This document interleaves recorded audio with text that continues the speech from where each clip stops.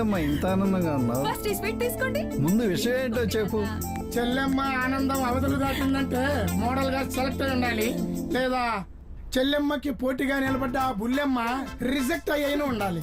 First correct అన్నయ్య. అవురమ్మా, నేను model గా సెలెక్ట్ అయ్యాను.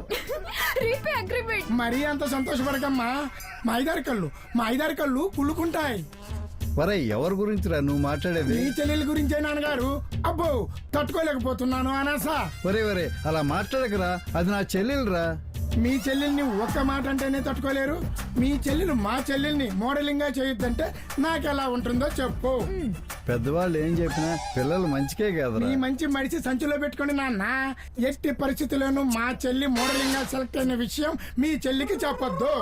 ఏరా మనకిష్టమైన పని ఆమె కష్టమైనప్పుడు చెప్పడం ఎందుకు, చేయడమే. అన్నయ్య చెప్పినట్టు చేద్దాం నాన్న. సరే కానివ్వండి. చెల్లెమ్మా ఆ, చెల్లెమ్మా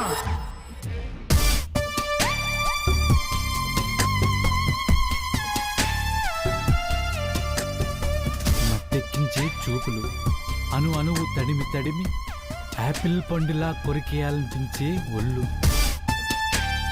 అవును, అమృతాన్ని దగ్గర పెట్టుకుని అంబలి కోసం వెతుకుతున్నాను ఎందుకు? ఆహా